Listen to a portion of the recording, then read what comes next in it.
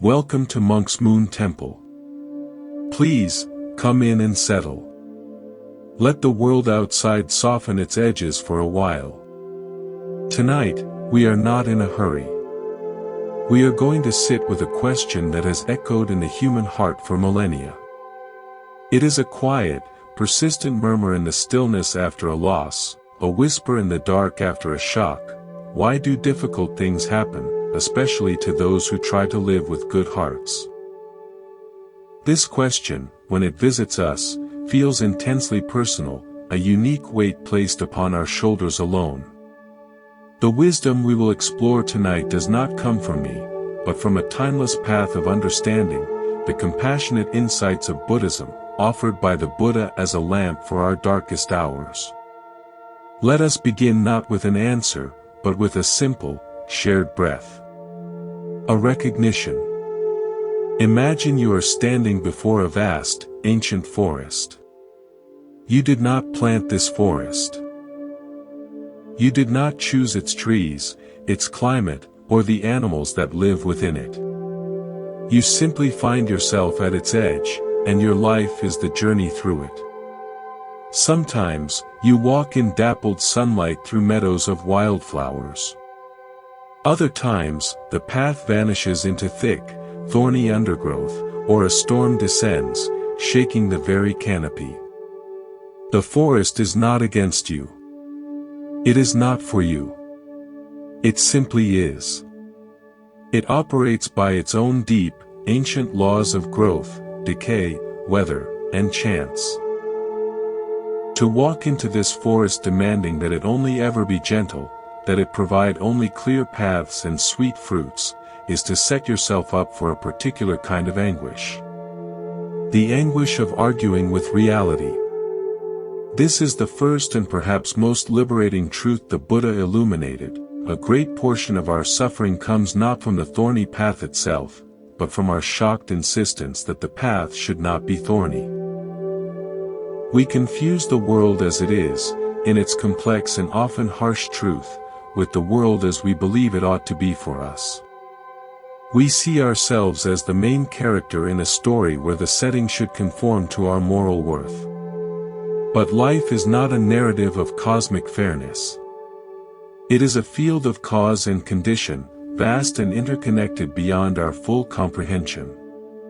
Let me share a story from my own early days, a simple moment that planted this seed deep within me. I was very young when I first came to a monastery, my mind full of ideals and a hunger for peace. My first sustained task was to tend a small vegetable garden behind the kitchen. I poured myself into it. I learned the exact amount of water, the perfect time to weed, how to gently tie the tomato vines to their stakes. I saw it as a reflection of my own practice. If I was good, careful, and attentive, the garden would be perfect. And for a time, it was. The lettuces were crisp, the beans plentiful. Then, one night, a thing happened for which I had no reference. A family of wild boars found the garden. They did not maliciously target my work. They were simply hungry, and the scent of ripe vegetables drew them. By morning, the garden was a churned mess of mud and trampled plants. My heart sank into a cold, hard stone. I felt a burning sense of injustice. I did everything right. I was good. This was mine, and it was taken. I sat in the middle of the ruin, not moving, consumed by a story of personal failure and cosmic indifference. It was the old groundskeeper who found me. He did not look at the ruined plants with dismay. He crouched down, his knees cracking, and pushed his hand into the torn earth. He was silent for a long time. Then he said, "You cared for your plants. The boars cared for their hunger. The fence was weak. These are all true things happening together." He pulled up a trampled, but still living, strawberry runner. "You see this? Its roots are still here. The boars, with their digging, they turned the soil deeper than you or I could. They made a mess of your plans, but they did not make a mess of the earth. The earth is just rearranged. He handed me the muddy runner. The garden was never truly under your control. You influenced it. You offered conditions. But the rain, the sun, the seeds you didn't plant, the animals you didn't invite. They are also gardeners here. Your suffering is not in the boar's arrival, which is just nature following its need. Your suffering is in the story you are telling about a perfect garden that was owed to you. Let that story go. Now you have different earth. What will you grow in it? In that moment, something shifted. The bad thing, the destruction, was real. But the secondary layer of pain, the narrative of, why me, and, it's not fair, began to loosen. My focus was forcibly moved from the loss of my perfect rose to the possibilities in the freshly turned soil. The groundskeeper, without a single philosophical term, taught me about non-attachment to outcomes and the interconnected nature of all conditions. He pointed my mind from negativity, the ruin, to a neutral, even positive, potential, the fertile ground of what is now. This is the gentle pivot at the heart of our exploration. And if this way of seeing, of turning the soil of your own experiences, resonates with you, I invite you to subscribe to Monk's Moon Temple. Your subscription is like a gentle hand on the garden gate, a way to signal that you find refuge here, and it helps this space of quiet conversation continue to grow. Now, let us walk a little deeper into this forest of understanding. We often hear the word karma. It is frequently misunderstood as fate, or a divine reward and punishment system. In the Buddha's teaching, karma is far more subtle and empowering. It is the law of moral cause and effect, but not in a simplistic, one-to-one way. Think of it not as a judge's gavel, but as a gardener's rule. If you plant an apple seed, you will not get a mango tree. The seed contains its own potential. But whether that seed grows into a healthy tree depends on 1,000 other conditions: the soil, the rainfall, the sunlight, the presence of blight or pollinators. Your intention and action are the seed. The rest of the world provides the weather. So, when we see a good person facing hardship, it is not proof that karma is broken or that goodness is worthless. It may mean that a seed from a long time ago, perhaps one they don't even remember planting, has finally met its conditions to sprout. It may mean that a storm from a neighboring field, the actions of others, the swirl of societal chaos, simple biological chance, has passed through their plot. The Buddha's teaching helps us see the immense, web-like interconnectedness of all things. Your garden is not walled off. The wind carries seeds from everywhere. This is why the question, "Why did this happen to me?" can be a rabbit hole of confusion. It assumes a linear, personal story. The deeper question, the one that leads to freedom, is, now that this has happened, what is my relationship to it? Where do I place my attention and my effort? This shifts us from being passive victims of a story written by an unseen author to being active participants in the chapter we are living right now. The mind, however, has a natural tendency that works against this. It is a master archivist of the negative. Psychologists might say it has a negativity bias, an ancient survival tool that prioritizes scanning for threats. The Buddha observed this over 2,000 years ago. Our minds cling to unpleasant experiences with a kind of Velcro, while joyful moments often slide away like water off a waxed leaf. A single criticism can replay for days, a dozen compliments are forgotten by noon. We are, in a sense, conditioned to dwell in the sad chapters of our personal book. But what if we could gently train our attention? What if we could consciously, patiently, turn the Velcro side of our mind to touch the good, the peaceful, the beautiful that is also always present? This is not about denying pain or pasting on a false smile.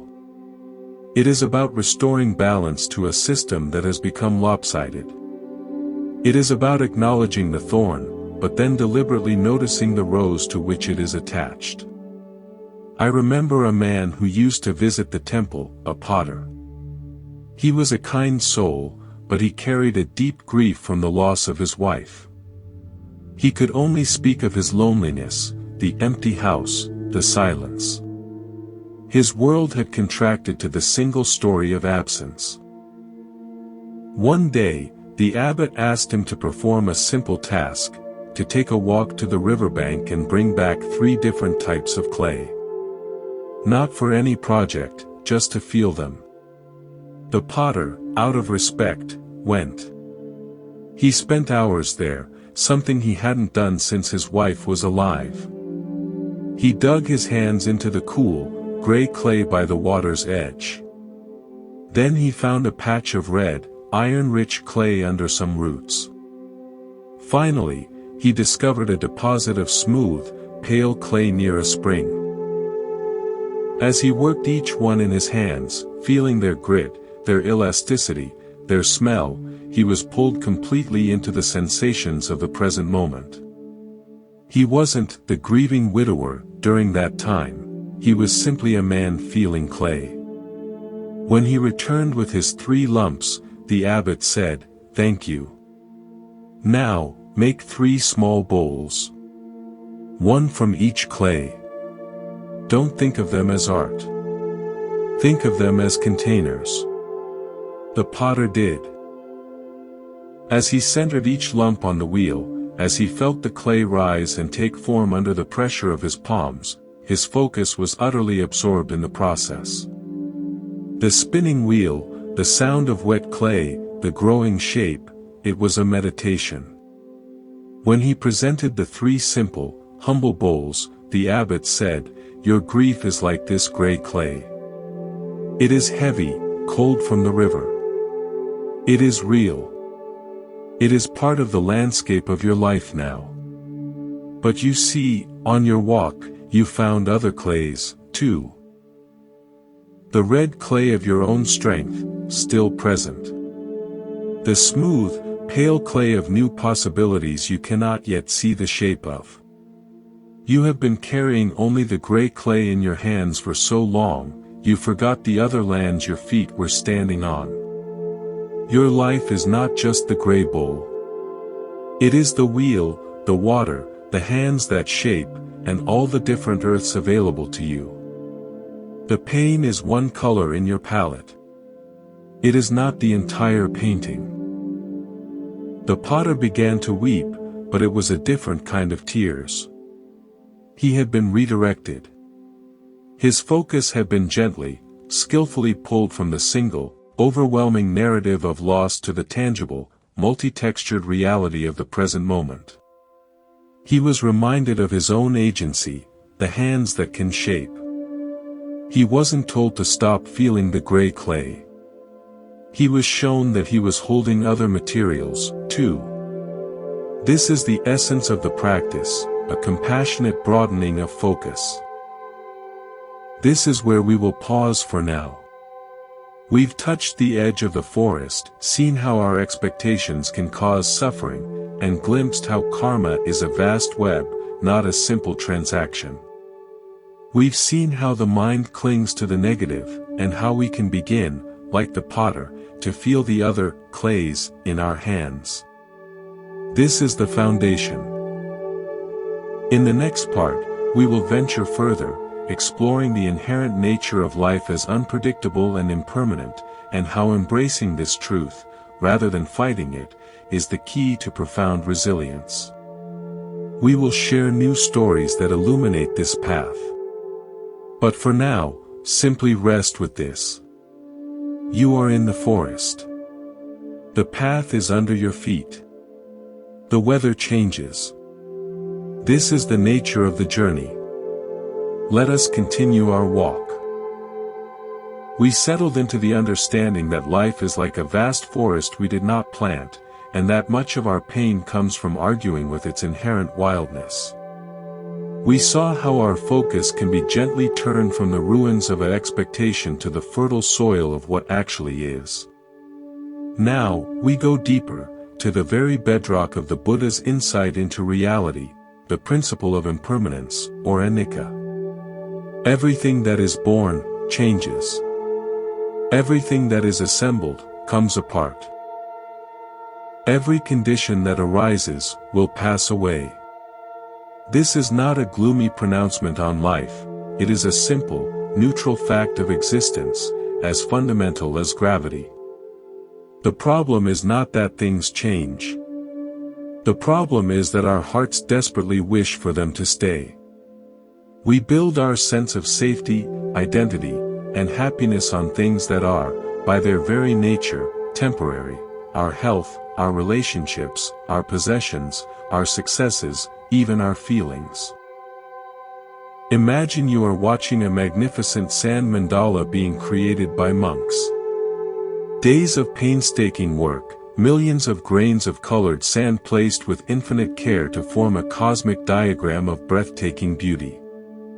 You stand in awe of its complexity, its harmony.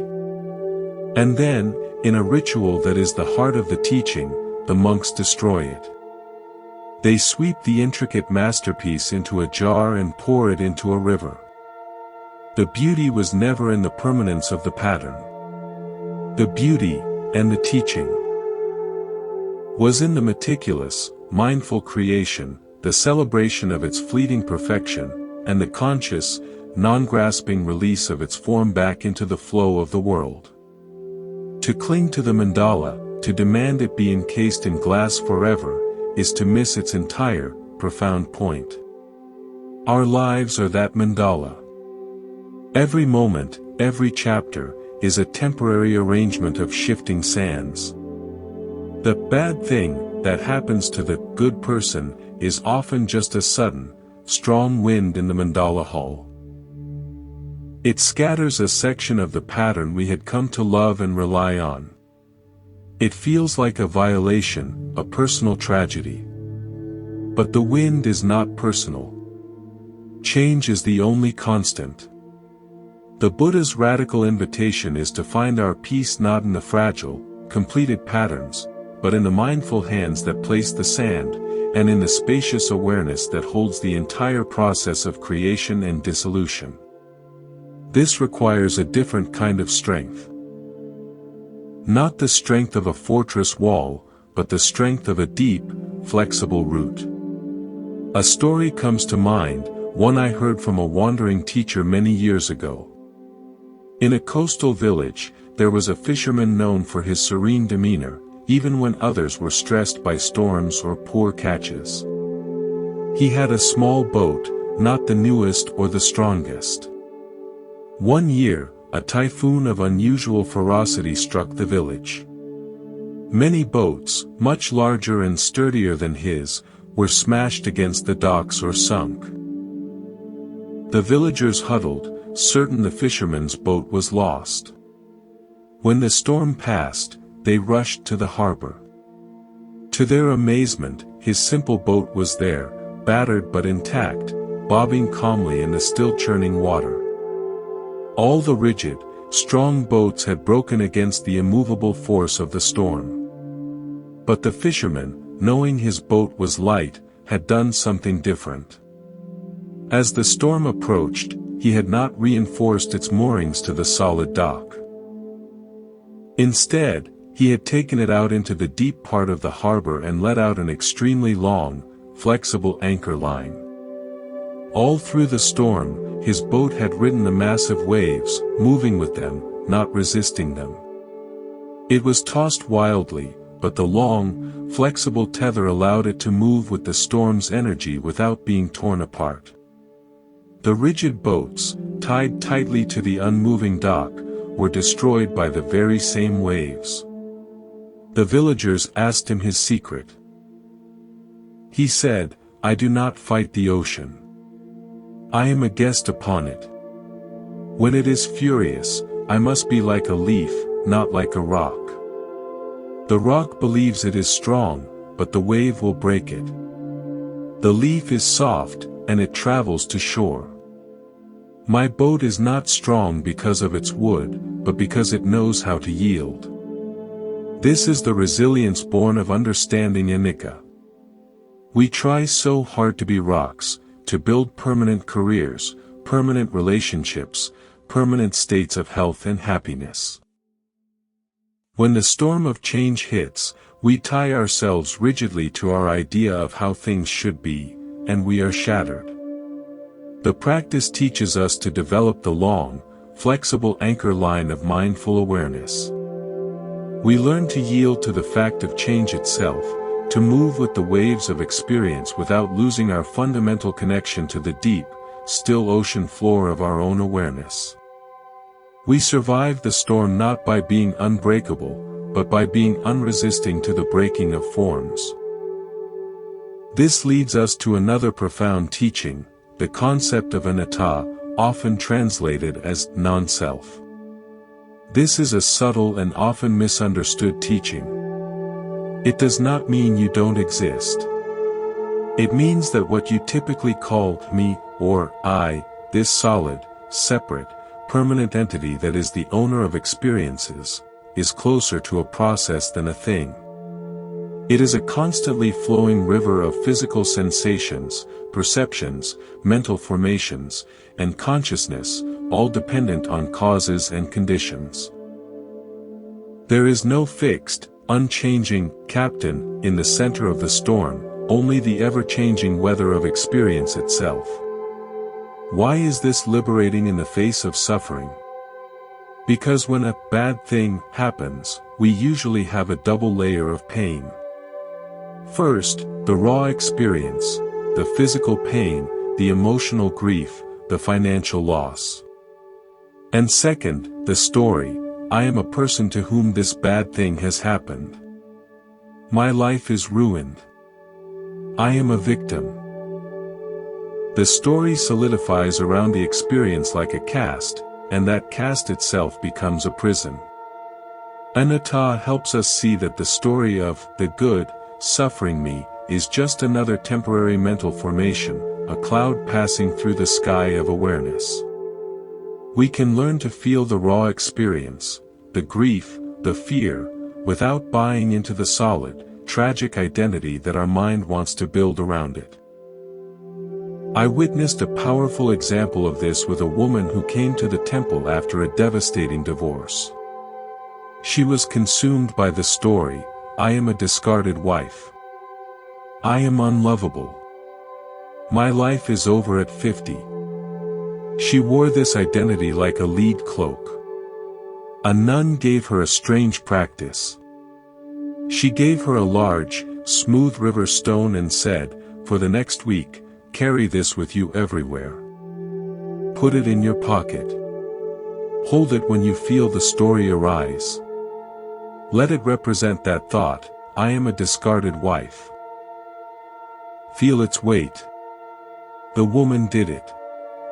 The stone was heavy, awkward. It bulged in her pocket. She felt its coldness in her hand.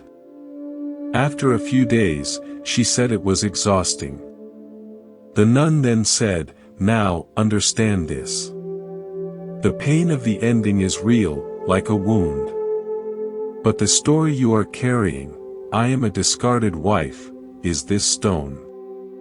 You are choosing, moment by moment, to pick it up and carry it. You have mistaken the stone for your actual body. Put the stone down on the altar. The wound may still need healing, but you no longer have to carry the extra weight of the story. Watch the thought come, but see it as a thought, not as truth. You are not the stone. You are the one who has been carrying it." The woman sobbed as she placed the heavy stone on the altar. It was a physical enactment of a mental release. She began to separate the raw experience of loss and adjustment from the crushing, solid identity she had constructed. She started to see her thoughts as passing weather, not as the definition of her sky. This is the practice of anatta, releasing identification with the temporary formations of the mind. When we combine the understanding of impermanence with the insight of non-self, we arrive at the doorstep of true equanimity. Equanimity is not cold indifference. It is a spacious, balanced heart. It is the ability to be with joy without desperate clinging, and to be with sorrow without drowning in it. It is the deep knowing that all states are guests, and you are the host, the aware, vast space in which they arrive and depart. A master painter once told me a story about his teacher. The old teacher was famous for his paintings of birds. He could capture the essence of a sparrow or an eagle with a few brushstrokes. The student asked him, "Master, what is the secret to your birds looking so alive?" The master said, "I do not paint the bird. I paint the space around the bird. The flutter of the air displaced by its wing, the emptiness from which it emerges, the silence it will return to. When the space is correctly felt, the bird simply appears within it, alive and free. If you only paint the solid bird, it will be dead on the paper, a stuffed thing. Our equanimity is like that skillfully painted space. We learn to pay exquisite attention to the context, the awareness, the space of our mind. Within that clear, calm space, the birds of our experiences, joy, sorrow, excitement, boredom, can fly through, alive and natural, without being trapped or fought against. We don't try to nail the bird of happiness to the perch. We don't try to chase the bird of sorrow out of the room. We create, through mindfulness, such a welcoming and spacious sky that all birds are seen, known, and allowed their natural flight. This is the cultivation that protects us. When we know deeply that the storm will pass, that the painful identity is a story and not our core, and that we can host all experiences in a balanced heart, we are no longer so terrified of the bad things. We see them as part of the magnificent, terrible, beautiful mandala. We become like the fisherman, yielding on the long line. We learn to put down the heavy stone of our solid stories. We have now journeyed from the forest's edge into a clearing where we see the fundamental laws of change and identity. We've seen how resistance to change causes breaking, and how identification with pain adds unnecessary weight. In the next part, we will explore the practical tools for this shift, the conscious, moment-to-moment redirection of our focus from the thorn to the flower, from the storm to the flexible boat. We will learn how to actively weave this understanding into the fabric of our daily lives. But for now, simply rest as the spacious sky. Let the birds of thought come and go. You are the space that holds them. Let us continue. We have been exploring the landscape of the Buddha's wisdom, seeing how the nature of life is change, and how our peace lies in understanding this flow, not fighting it. We've seen how we add suffering by solidifying stories around our pain. Now, we turn to the most practical, accessible tool we have, the conscious, gentle redirection of our attention. This is the heart of the meditation practice, but it is also the heart of living wisely. The mind, as we said, has a gravity that pulls it toward the negative, the problem, the lack. It's like a flashlight that automatically shines on the potholes in the road, making them seem like bottomless chasms, while leaving the smooth, solid 99% of the pavement in darkness. Our work is not to deny the potholes exist. It is to consciously, deliberately, swing the beam of our flashlight to also illuminate the road that is intact, the trees lining the path, the sky overhead. We are training in balanced attention. This is not positive thinking in the sense of forcing a happy thought. It is complete thinking. It is restoring the whole picture that our fear has cropped into a single, terrifying detail.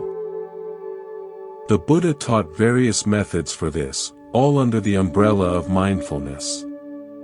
One of the most beautiful is the practice of mudita, or appreciative joy, finding joy in the good fortune and happiness of others.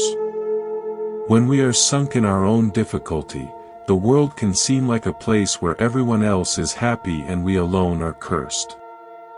Practicing mudita is a direct antidote to this isolating envy.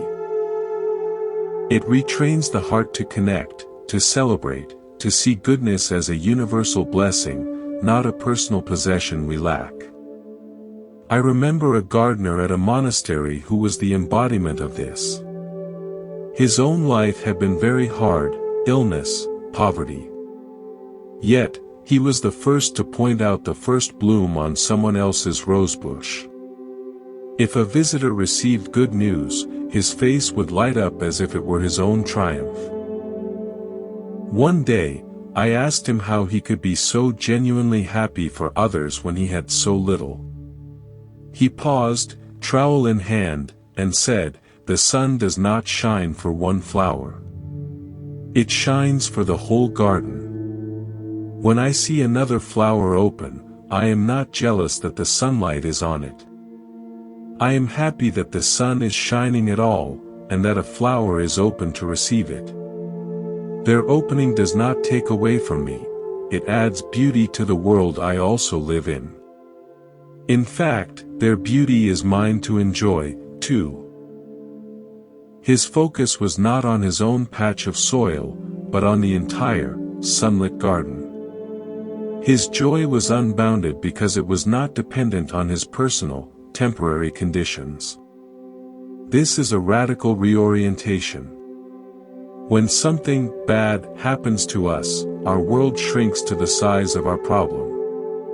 Practicing mudita, even in small ways, genuinely feeling glad for a friend's success, for a stranger's laughter, for the simple fact that somewhere, someone is at peace, expands our world again. It reconnects us to the stream of well-being that is always flowing in the universe, even if it's not currently flowing through our specific channel. Another powerful method is the contemplation of our own good fortune.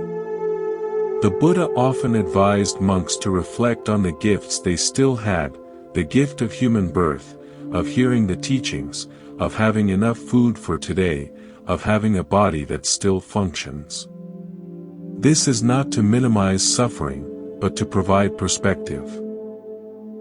The mind in pain is like a man who has lost a single gold coin and is weeping in a vault filled with 1,000 others. The practice is to gently, without force, open his eyes to the other coins that remain. Let me tell you a story about a blacksmith I once knew. He was a giant of a man, with a booming laugh, famous for his skill. A workshop accident took 2 of his fingers. For a man whose entire identity and livelihood was in his hands, this was a catastrophe. He fell into a black pit of despair. "My life is over. My hands are ruined. I am useless." He was brought to see a very old, retired teacher who lived simply in a hut. The teacher listened to his lament. Then he asked, "How many fingers did you lose?" "2, the blacksmith cried. "And how many do you have left?" the teacher asked quietly. The blacksmith stared. 8. The teacher nodded. "For a long time, you have lived in the kingdom of 10. Now you believe you are exiled, because you are fixated on the 2 that left. But you have arrived in the kingdom of 8. It is a different kingdom. The laws are different. The possibilities are different. But it is still a kingdom. You are standing at its border, weeping for the lost kingdom of 10, refusing to enter the kingdom of 8 and discover its laws. Your grief is for a country that no longer exists. Your life is waiting in the country that does. He then gave the blacksmith a task. For 1 week, do not try to forge anything. Simply use your 8-fingered hands to do everything else. Tie your shoes. Cook your rice. Pour your tea. Write your name. See what is possible in the kingdom of 8. Reluctantly, the blacksmith did. It was frustrating and clumsy at first. But as he paid close attention, he discovered new ways to grip, new balances. He realized his remaining fingers were still strong, still sensitive. After the week, a spark of curiosity had replaced some of the despair. He went back to his forge. He could not hold the hammer as before.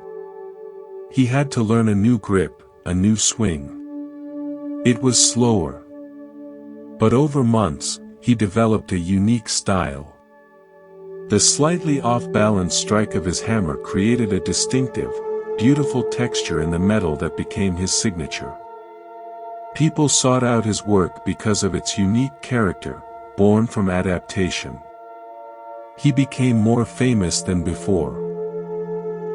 He had entered the kingdom of 8 and discovered its unique treasures, but only when he stopped staring longingly at the closed gates of 10.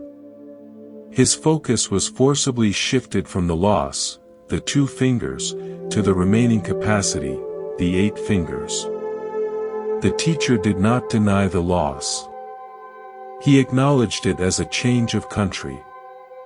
Then he directed the blacksmith's attention to exploration of the new land. This is the essence of turning poison into medicine. It is alchemy. It happens when we stop fighting the new reality and start investigating it with mindful curiosity. This redirecting of focus is a muscle. It must be exercised in small ways daily, so it is strong when the great storms come. It can be as simple as the 3 gratitudes practice.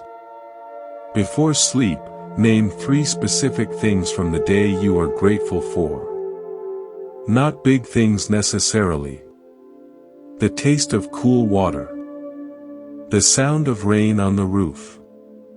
A moment of eye contact with a stranger that felt kind.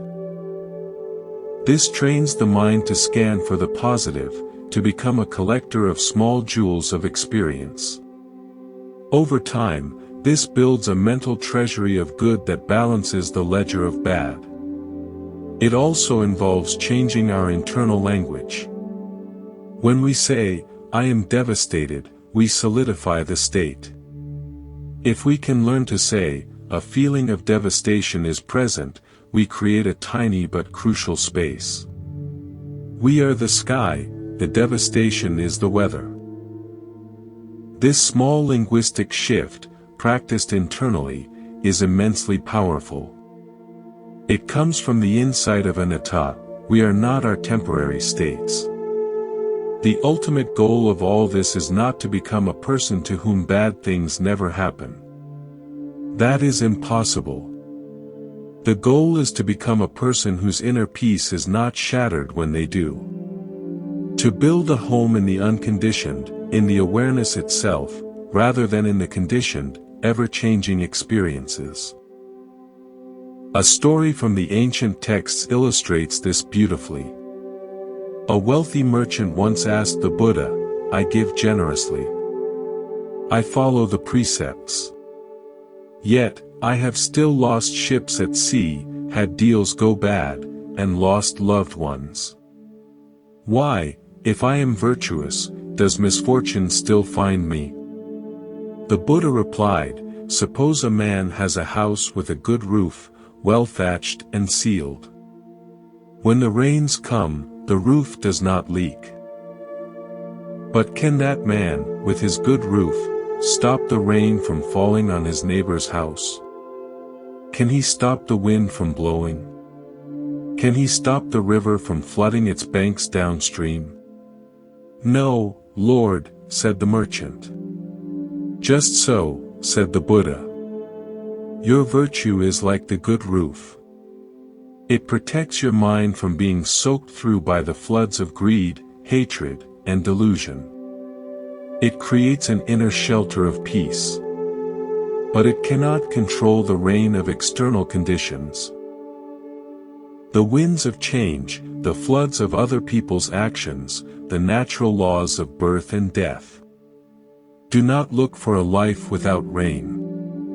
Look to build such a strong inner shelter that you can sit in peace, listening to the rain fall, knowing you are dry within. This is the promise. The bad things are the rain, the wind, the flood. Our practice, our understanding of impermanence, non-self, and our trained focus on the good, is the thatching of our inner roof. The good person is not the one who lives in a permanent sunny climate. The good person is the one who has built such a sound shelter of mind that they can offer warmth to others even in the midst of the storm. We have now moved from understanding the theory to building the practical toolkit. We have seen how to redirect focus, practice gratitude, change our language, and understand our virtue as an inner shelter. In the next part, we will look at one of the most challenging aspects. Dealing with the intense pain caused by other people, betrayal, cruelty, injustice. How does this path address the fire of anger and the ice of resentment? But for now, take a breath. Feel the solid ground of this moment. You are here. You are building your shelter, one mindful breath, one grateful thought, at a time. Let us continue. We have built a foundation. Understanding life's changing nature, seeing how we add stories to our pain, and learning to redirect our focus toward balance and gratitude.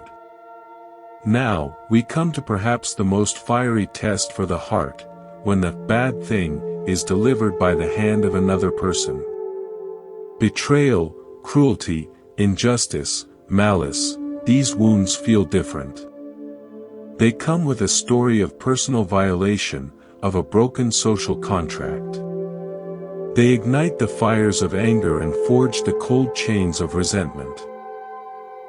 How does the Buddha's wisdom meet this specific, human agony? The first thing to understand is that anger and resentment are, in the Buddha's teaching, considered poisons. Not because they are morally wrong in a judgmental sense, but because they are corrosive to the one who holds them. The Buddha famously said that holding on to anger is like grasping a hot coal with the intent of throwing it at someone else. You are the one who gets burned. Resentment is a toxin you brew in your own heart, hoping the other person will die from it. It rarely works that way. So, the path is not about pretending the hurt didn't happen or excusing the harmful action. It is about freeing ourselves from the secondary prison of our own bitter reaction. It is a profound act of self-care. The core teaching here is the understanding of dukkha, suffering, as it relates to others. The person who causes harm is themselves acting out of dukkha. They are in the grip of greed, hatred, or delusion. In that moment, they are not free. They are, in a sense, sick. This does not make their action acceptable, but it changes our frame for understanding it. We see the disease, not just the symptom. A powerful story from my own lineage illustrates this. A young monk was traveling through a rough region when he was set upon by a bandit. The bandit took his robe, his bowl, and beat him severely. The monk, barely conscious, managed to crawl to a nearby village.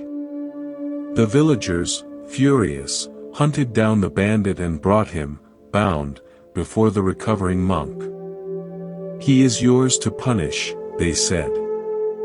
The monk looked at the bandit, who glared back with defiant, fearful eyes. The monk's body was in pain from the beating. Yet, he said to the villagers, "Please, untie him." They were shocked but complied. The bandit, now free, rubbed his wrists, confused. The monk then did something astonishing. He bowed to the bandit. He said, "Thank you." The crowd gasped. The bandit stared. "Thank you," the monk continued, "for showing me that my practice is not yet complete. If it were, I would have had compassion for you even as you raised your hand. I failed in that moment. You have been my teacher today. And I must apologize to you." "Apologize to me?" the bandit spat. "Yes," said the monk. "For my part in this. My fear and my attachment to my possessions created the conditions for your greed to manifest as violence. And now, these good people's anger on my behalf threatens to create more violence. The chain must stop somewhere. I choose to stop it with me. Please, take my robe and bowl. They are gifts. But I ask you, for your own sake, to consider, the heaviness you carry in your heart that makes you do this, is it worth its weight?" The bandit dropped the robe and bowl as if they were on fire. He fell to his knees and wept. He became the monk's first student. The monk had done two revolutionary things. First, he refused to solidify the identity of victim and aggressor. Second, he looked past the harmful action to see the suffering that caused it. He broke the karmic chain of reaction by responding with a completely unexpected, compassionate clarity. He freed himself from anger and, in doing so, offered freedom to another.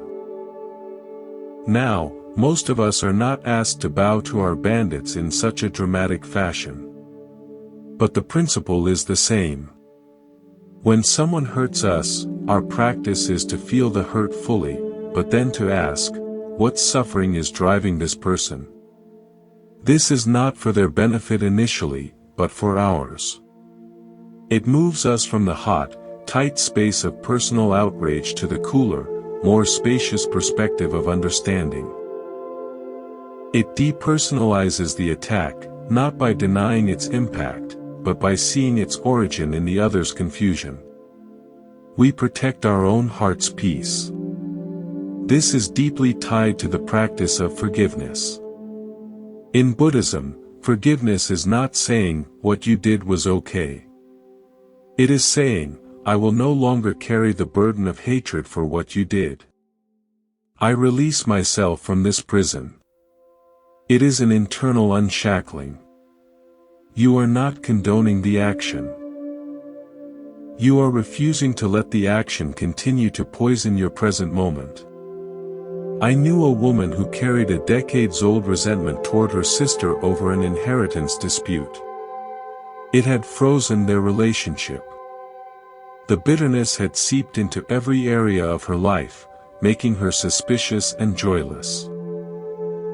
On a retreat, during a forgiveness meditation, she was guided to visualize her sister not as the wicked thief of her story, but as a scared, confused young woman making a bad decision from a place of insecurity and fear. She was asked to consider what unhealed wounds in her sister's own past might have led to such grasping. For the first time, she saw her sister not as a monster, but as a flawed human, acting out of her own pain.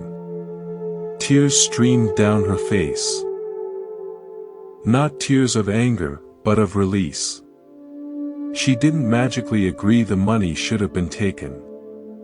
But the solid, monstrous image of her sister melted, replaced by a more complex, human picture. She wrote her sister a letter not about the money, but simply saying, "I have carried anger for so long. I am putting it down now. I hope you are well." She did it for herself. The reply she received was a flood of long-buried guilt and apology. Their relationship was slowly, tenderly, reborn. But even if it hadn't been, the woman had freed herself. She had redirected her focus from the narrative of injustice to the possibility of her own inner peace. This is the alchemy of turning the poison of hatred into the medicine of understanding. It requires immense courage. It is the work of warriors of the heart.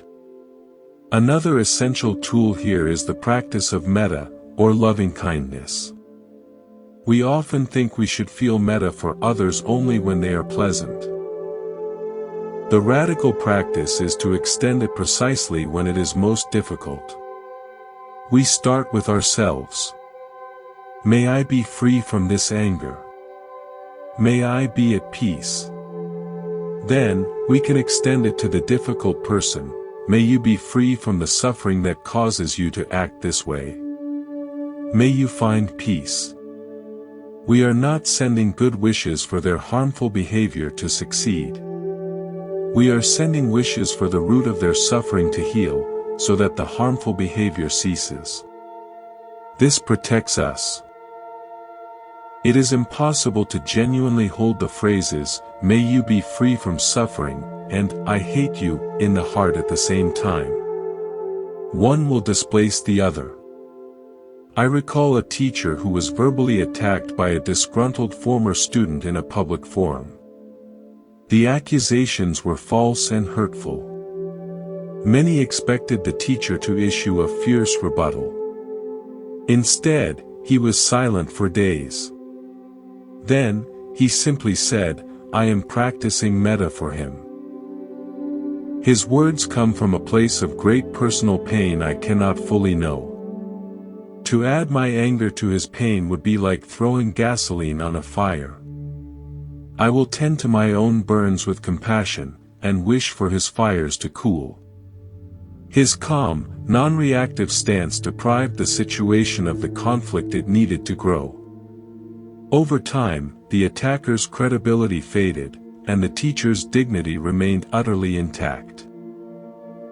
He had chosen the kingdom of peace over the battlefield of right and wrong, and in doing so, he won a victory that mattered, the integrity of his own heart. Finally, we must confront the deep-seated desire for fairness and justice. The Buddha's teaching is pragmatic. We should work for justice in the outer world, that is right action. But we cannot stake our inner peace on the expectation that the outer world will always deliver it. As we heard earlier, expecting perfect fairness from an unfair process is exhausting. Sometimes, the karma of others unfolds on a timeline we cannot see. Our job is to ensure we do not become like those who harmed us, that we break the cycle. As the monk did with the bandit, we stop the chain of suffering with our own mindful response. This is perhaps the greatest protection for the good person. When wronged, you have a choice. You can let the wrong make you bitter, suspicious, and hard, essentially, letting the perpetrator change your fundamental nature for the worse. Or, you can meet the wrong with such clarity and compassion that your own goodness is not only preserved but tempered into something stronger, more resilient, and more truly wise. Your goodness becomes bulletproof, not because it is shielded from attack, but because it knows how to transform the bullet into a lesson. We have now walked through the fire of interpersonal pain and seen how the wisdom of Buddhism provides not a shield of indifference, but a transformative crucible of compassion and understanding. In the next part, we will explore how to integrate all of this into the flow of a lifetime, how to see our life not as a series of isolated good and bad events, but as a cohesive path of growth and awakening. We will look at the concept of viewing life as a whole, and how even the darkest chapters serve the narrative of our liberation. But for now, if you are carrying a hot coal of anger, see if you can gently place it down. Tend to the burn on your own hands with metta. The other person's house is not your concern. Your own heart is your home. Let us continue. We have navigated through personal loss, the storms of change, and the fires of injustice. We have gathered tools. The understanding of impermanence, the redirection of focus, the practices of gratitude, forgiveness, and metta. Now, let us step back and look at the broader canvas. How do we weave all these threads into the tapestry of a whole life? How do we move from seeing bad things as random, punishing blows to understanding them as part of a larger, meaningful journey of awakening? The Buddha's teaching encourages us to adopt what we might call the long view.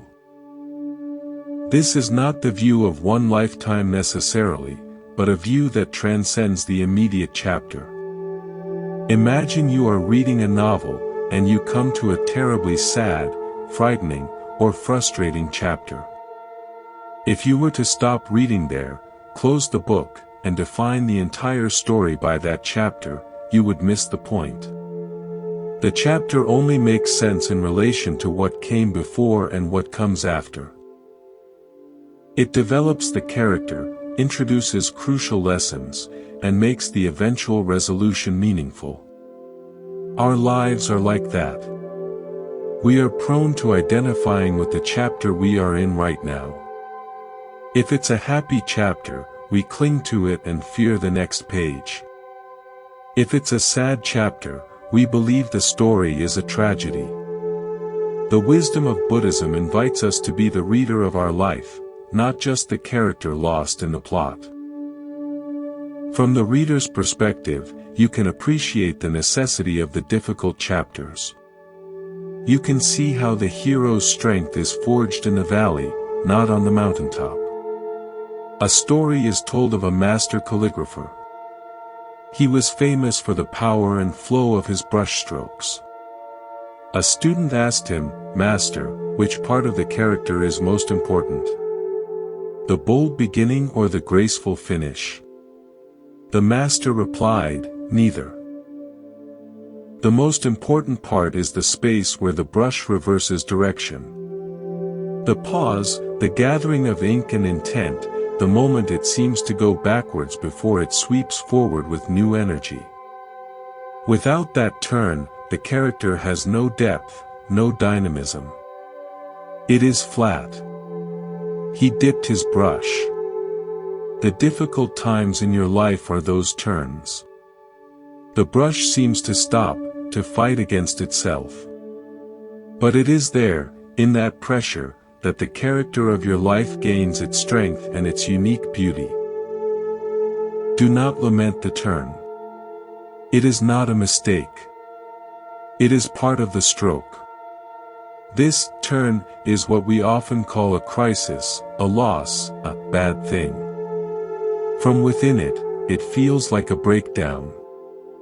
From the long view, it is often a breakthrough in disguise, a necessary pivot in the brushstroke of our destiny. I remember an elderly woodcarver I met in a mountain village. His hands were gnarled with arthritis, and he could no longer carve the intricate details of his youth. He had been a brilliant artist, and this loss of his supreme skill was a deep sorrow. He showed me his later work. The figures were simpler, more abstract, but they had a profound, powerful presence the detailed ones lacked. They felt elemental, wise. He said, "When my hands were nimble, I carved what my eyes saw. Now that my hands are stiff, I am forced to carve only what my heart feels. The weakness in my hands became a strength in my art. It forced me to turn from technique to essence. I would not have chosen this path, but I would not trade the art it led me to for my old skill." His bad thing, the arthritis, forced a turn in the brushstroke. It compressed his expression into a purer, more powerful form. He adapted his focus from what was lost, detailed technique, to what was now possible, emotional essence. This is the long view in practice, trusting that the present limitation is shaping you for an expression you cannot yet imagine. This connects to the Buddhist concept of paramithas, perfections or virtues developed over the long path. Virtues like patience, perseverance, and wisdom are not developed when everything is easy. They are forged in the crucible of difficulty. Your patience is only as deep as the delays you have endured without losing your center. Your perseverance is only as strong as the obstacles you have faced without giving up. When a bad thing happens, you can ask yourself, which paramitha is being cultivated here? Is this an invitation to deeper patience? To more courageous perseverance? To clearer wisdom? This reframes the event from a meaningless punishment to a curriculum for your soul's growth. There is a beautiful Jataka tale, a story of the Buddha's past lives, that illustrates this. In one life, he was a ship's captain named Saparaka. He was renowned for his skill, but he began to go blind. A blindness for a sea captain is a catastrophic, bad thing, an end to his identity and livelihood. Yet, Saparaka did not retire in despair. He discovered that his other senses heightened. His hearing became so acute he could judge the depth of water by the sound of waves against the hull. His sense of smell could detect distant landfalls and storms. He learned to navigate by feeling the winds and currents on his skin. He became an even more legendary captain, one who could sail routes others feared, guided by an inner map his blindness had forced him to develop. His greatest skill was born from his greatest loss. The story is a metaphor. Our blindnesses, our losses, our failures, our grief, force us to develop inner senses we otherwise might neglect: intuition, compassion, resilience, faith. They compel us to navigate by a deeper, more internal compass. The bad thing destroys the old, outward way of seeing, so a new, inward way of knowing can be born. This is the essence of growing through what you go through. It is not a cliché. It is a law of psychological and spiritual development. The seed must break open for the shoot to emerge. The caterpillar must dissolve in the chrysalis to become the butterfly. The process feels like destruction, but it is transformation. So, how do we actively cultivate this long view? First, practice reflection. Look back on your own life. Identify a past, bad thing that, in time, led to a good thing you could not have anticipated, a new path, a deeper relationship, a personal strength. This builds faith in the process. Second, trust the brushstroke. When in the middle of a difficult turn, remind yourself, this is the part where the brush gathers ink. This pressure is creating the depth of the character.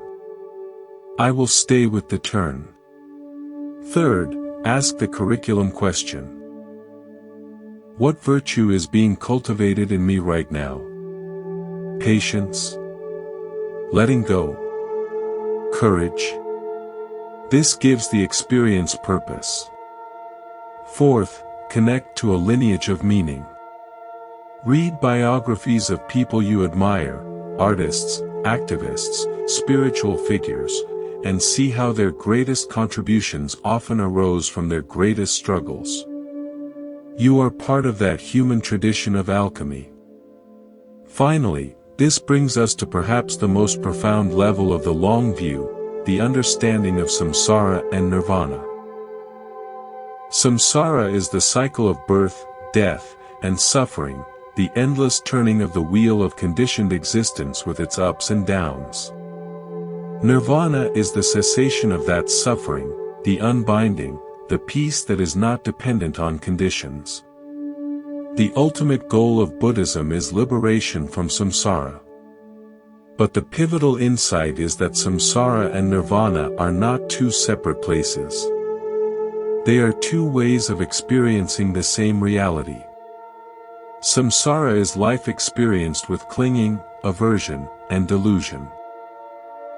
Nirvana is life experienced with wisdom, compassion, and release. Therefore, every moment of samsara, every bad thing, every good thing, contains the seed of nirvana. The suffering itself, when met with mindful awareness and non-attachment, becomes the very fuel for awakening. The thorn, when carefully examined, can point directly to the release from thorns. The long view, in its ultimate sense, is seeing that your entire life, with all its chapters, is the path to awakening. There is no wasted experience. No event is outside the curriculum. A Zen poet wrote, "The barn has burned down. Now I can see the moon." The bad thing, the burned barn, is real and total. But from the long view, it created an unobstructed vista for perceiving a beauty, the moon, that was always there, but previously hidden by the structure of the barn, our attachments, our plans, our identity. The loss of the conditioned thing reveals the unconditioned. We are not asked to be happy the barn burned. We are asked to have the courage, once the embers cool, to look up and see the moon. That shift of gaze, from the ashes to the sky, is the turn of the brushstroke. It is the moment the story transforms from tragedy to wisdom. We have now ascended to a vantage point where we can see our life as a cohesive, purposeful journey of awakening, where every event, especially the difficult ones, serves the evolution of our consciousness. In the next part, we will bring all of this home, into the most intimate space, your own heart, in this very moment. We will explore how to live this wisdom not as a philosophy, but as a moment-to-moment felt experience, creating an unshakable inner sanctuary. But for now, reflect on your own story. See if you can identify one turn of the brushstroke, one burned barn that later allowed you to see a moon. Trust that you are in the middle of a meaningful narrative. Let us continue, bringing our journey from the vast horizons of the long view back to the intimate ground of this present moment, this very breath. We have traveled through theory, through story, through practical tools. Now, we arrive at the heart of the matter, integration. How does this wisdom cease to be something we think about and become the very atmosphere we live in? How do we build an inner sanctuary so steadfast that the changing weather of life, the bad things, and the good, cannot disturb its fundamental peace? The Buddha's path is, above all, a path of direct experience. It is not a belief system, but a training manual for the mind and heart. The ultimate sanctuary is not built of bricks of philosophy, but is discovered as the very nature of your own aware presence. It is like realizing you have been standing in a vast, immovable castle all along, but you were so preoccupied with decorating the fragile curtains in one room that you thought they were the walls. This shift, from identifying with the decorations, your thoughts, feelings, circumstances, to resting as the castle itself, awareness, is the culmination of the practice. It is what allows a person to meet tragedy with grace and joy with equanimity. They are safe not because their life is safe, but because they know themselves to be that which cannot be harmed by any temporary event.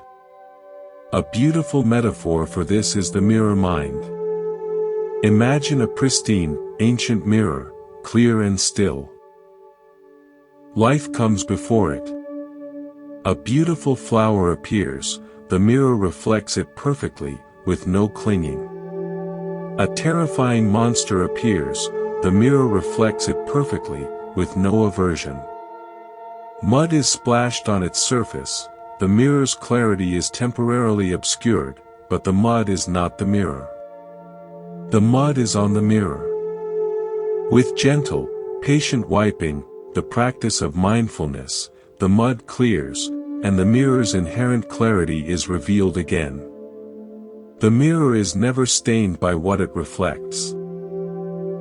Your fundamental awareness is that mirror. The bad things are the monsters, the mud. They are real in their reflection, but they are not you. You are the mirror that holds the image without being changed by it. I knew a hospice nurse who embodied this. She worked daily with dying patients and grieving families, an environment saturated with loss, fear, and pain, a constant parade of bad things. Yet, she was one of the most serene, deeply joyful people I have ever met. I asked her once how she did not get crushed by the sorrow. She said, "My first teacher told me, you are not the nurse. You are the space in which nursing happens. You are not the grief. You are the room in which grief is allowed to be. If you think you are the nurse, you will burn out trying to fix the unfixable. If you think you are the grief, you will drown. But if you know yourself as the quiet room, then you can hold it all. The patient, the family, the pain, the love, the final breath. It all happens within you, but it is not you. Your job is simply to keep the room clean, warm, and open." She had internalized the practice of the mirror mind. She did the nursing with impeccable skill and compassion, wiping the mud, but she did not confuse the reflection with the mirror.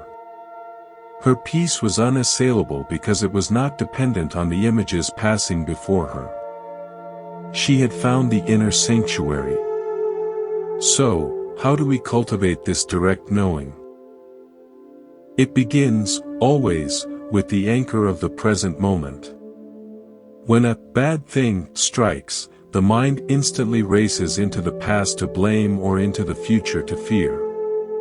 The body, however, is always in the now. The practice is to drop out of the spinning story and into the physical sensations of this instant. Feel the feet on the floor. Feel the breath moving in and out. Hear the ambient sounds. This is not an escape. It is a homecoming to the only reality that exists, the present. In this anchored presence, you access the mirror, not the reflection. From this anchored place, you can practice what is called noting. You simply, softly, name what is arising. Thinking. Worrying. Tightness in chest. Sadness. Like a gentle museum curator labeling exhibits. This creates the crucial space. You are not the thought, you are the one aware of the thought. You are not the sadness, you are the space where sadness is known. This is the direct experience of anatta, non-self. As you practice this consistently, in small irritations and eventually in larger crises, you begin to wear grooves of peace into your mind. You strengthen the neural pathway that leads back to the sanctuary of present moment awareness. It becomes your default refuge.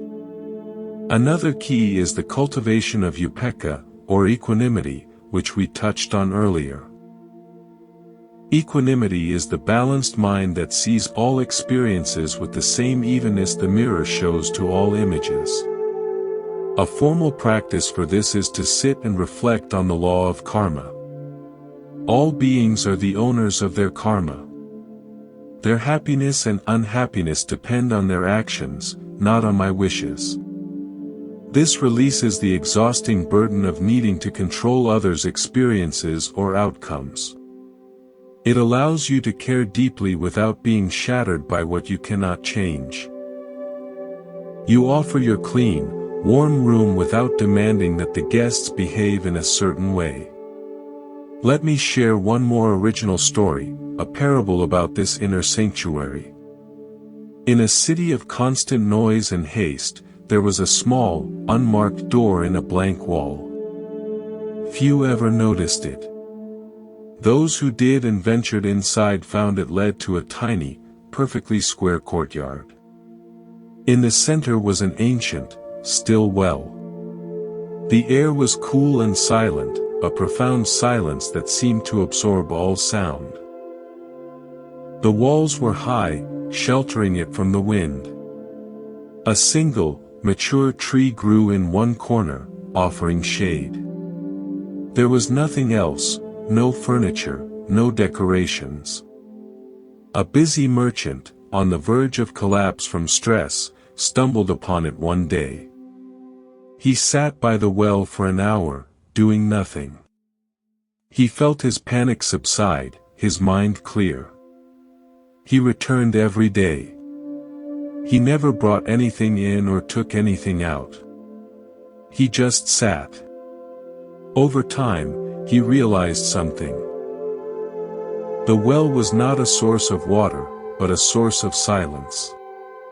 The tree was not for fruit, but for constancy. The walls were not for privacy, but for creating a defined space of peace within the chaos. One day, a great crisis struck his business. In the past, this would have triggered a frenzy. This time, he felt the old panic rise, but then he had a memory, not of the courtyard, but of the feeling of the courtyard.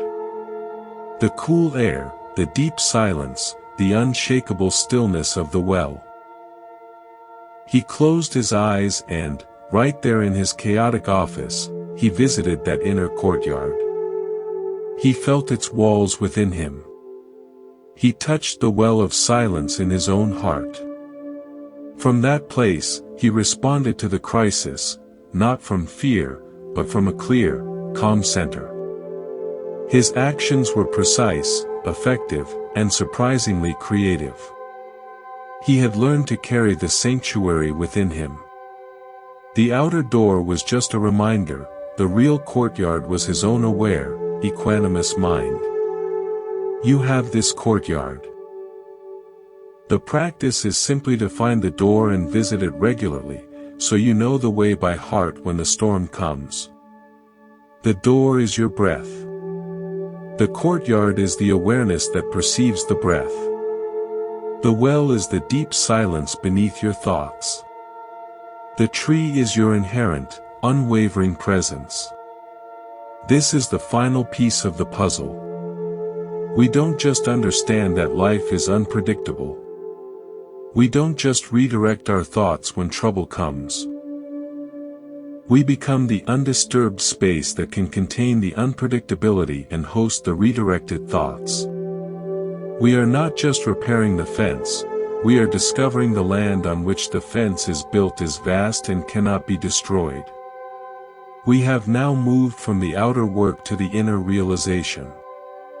From managing suffering to abiding in the peace that is prior to and untouched by suffering. In the final part, we will weave all of these strands together into a closing contemplation. A guide for how to walk forward, carrying this wisdom as a living light, not just in isolated moments of meditation, but in the dynamic, messy, beautiful reality of your daily life. But for now, if you wish, close your eyes. Feel the breath. Imagine, or feel directly, that inner courtyard. The walls of your skin, the well of silence in your chest, the tree of your steady presence. You are here. You are safe. You are the sanctuary. Let us move into our final contemplation together. We have journeyed far. We began with a question born of pain: why do bad things happen to good people? We have walked through forests of understanding, crossed rivers of cause and condition, navigated fires of anger, and climbed to vistas of the long view. We have ended up not with a simplistic answer, but with a profound homecoming, to the inner sanctuary of your own aware presence. Now, let us weave all of this into a single, living understanding, a way of being you can carry from this moment forward. The Buddha's wisdom, in its essence, is a path of liberation from suffering. It does not promise that suffering will never visit you. It promises that you need not be imprisoned by it. The good person is not someone exempt from life's laws. The good person, in the deepest sense, is the one who uses every experience, especially the difficult ones, to awaken more fully to the nature of reality and to the compassion that flows from that understanding. So, when you find yourself asking, "Why is this happening to me?" remember the map we have drawn. First, feel the ground under your feet. Come back to the present sensation. Anchor in the breath. This is step 1, always. It stops the spinning story and returns you to the only place where life is actually happening, now. Second, acknowledge the forest. Remember, you are in a reality you did not create, governed by laws of impermanence, interconnectedness, and cause and effect. The storm is not personal. The boar is not malicious. The river is simply flowing. This fact is not cold, it is freeing. It relieves you of the crushing burden of believing you should be able to control the uncontrollable. Third, examine the story. What solid identity have you built around this event? The victim, the failure, the one who was wronged? See it as a story, a heavy stone you are carrying. You can acknowledge the pain without becoming the character in that tragic narrative. Fourth, redirect the flashlight of attention. What is left, even now?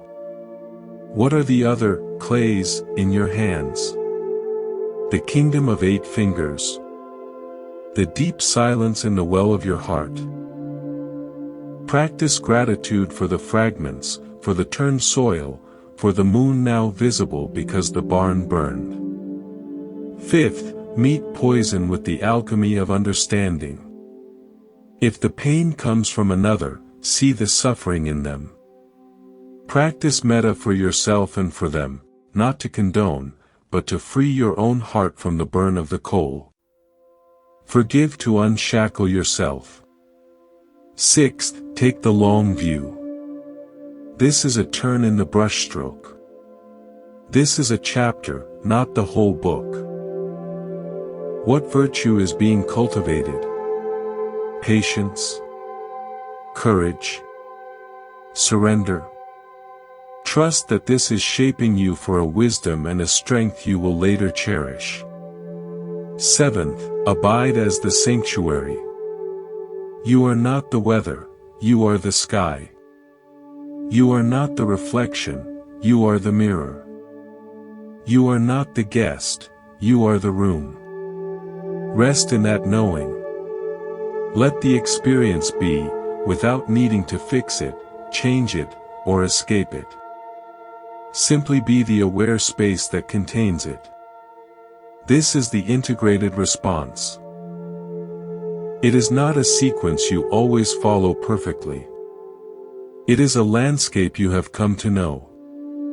Some days, you will only manage step 1, feeling your breath in the midst of panic. That is enough. That is a monumental victory. Other days, you will move fluidly through them, finding a peace in difficulty that surprises you.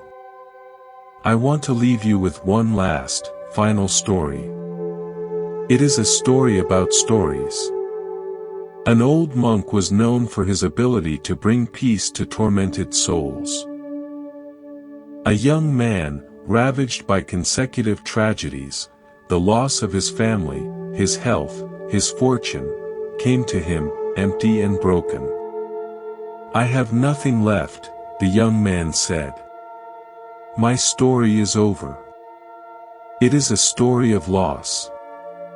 The old monk nodded. "Tell me your story." The young man poured out his tale of woe, each chapter a deeper darkness. When he finished, exhausted, the monk said, "That is a powerful story.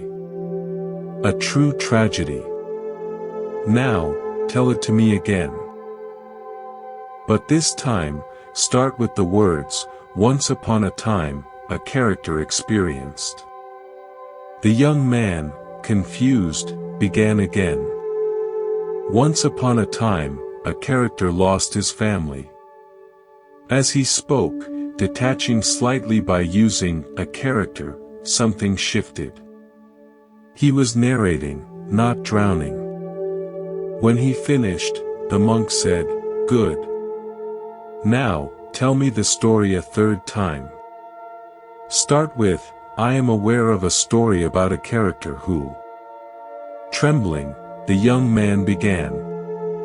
"I am aware of a story about a character who experienced great loss." This time, a space opened.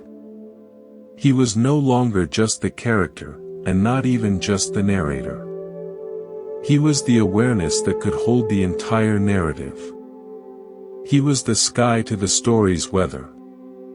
He began to weep, but it was a different kind of tears, tears of release, of coming home. The monk smiled gently. "You see, you are not the story of loss. You are the vast awareness that has witnessed the story of loss. And that awareness is untouched. It is free. And it has always been here. Your tragedies did not take it from you. They simply made you look so hard at the story that you forgot the one who was reading it. Now, remember. You are the reader. And as the reader, you can close the book of that old story. A new page is blank before you. What will you write, knowing now who you truly are? This is the ultimate gift of the Buddha's teaching. It does not erase the past. It does not guarantee a perfect future. It gives you back to yourself. It reminds you of your true identity as conscious, compassionate awareness, the reader, the mirror, the sky, the sanctuary. So, walk forward from this place. When the next bad thing happens, and it may, you will still feel the sting. You may still cry out. But beneath that, you will now have a deeper knowing. You will feel the ground under your feet. You will remember the forest. You will notice the story you are telling. You will reach for the other clay. You might even find a spark of metta. You will trust the long view. And you will, even if only for a moment, rest as the sanctuary that holds it all. You are not a good person to whom bad things happen. You are a conscious being, awakening through all things. The goodness is your essential nature. The happenings are the path. This concludes our formal exploration. But the practice, the real journey, begins anew each moment. You carry the temple within you now. May you be happy. May you be peaceful. May you be free. And may you, in the heart of all your seasons, remember the sky. Feel the weight of your body supported by the chair, the floor, the earth. Hear the subtle sounds in the space around you. Notice the flow of the breath, entering and leaving, all by itself. In this simple, present awareness, all the teachings reside. There is no problem to solve in this moment. No past regret to hold. No future fear to grasp. Just this breath. Just this sound. Just this presence. In this presence, the question, why do bad things happen to good people, loses its urgency. It becomes just a thought, passing through the vast sky of your awareness. You are not the question. You are not the person the question is about. You are the quiet space in which the question arises and dissolves. From this space, you can look upon your life, with all its joy and all its sorrow, with a tender, compassionate neutrality. You see the forest through which you have walked. You appreciate the shelter you have built. You feel the strength of the roots you have grown during the storms. You understand now that the bad things were never interruptions to your life. They were the very texture of it. They were the teachers who, often dressed in the robes of pain, pointed you relentlessly back here, to this breath, to this present, to this sanctuary of your own being. The good person you strive to be is not a role you play in hopes of a reward. It is the natural expression of this sanctuary when it is uncluttered by fear and clinging. It is kindness flowing from fullness, not from a bargain with the universe. So, as we prepare to part ways in this dialogue, let this be your touchstone. Life is unpredictable. Your essence is peace. You will forget this. Many times. And each time you remember, it will be a homecoming. When you forget, and the world feels heavy, be gentle with yourself. Do not add a story of failure on top of the pain. Simply feel the next breath. See the next thing your eyes fall upon. Hear the next sound. You have returned. The sanctuary door is always open. The wisdom of the Buddha is not a distant philosophy. It is a lived truth in the tenderness you offer a hurting friend, in the patience you find in a long line, in the breath you take before speaking in anger, in the quiet moment you notice the light on a leaf. It is alive in you. You are the living continuation of this understanding. You are the monk's temple, walking in the world. Go in peace. Live with courage. Rest in awareness. Thank you for sharing this journey.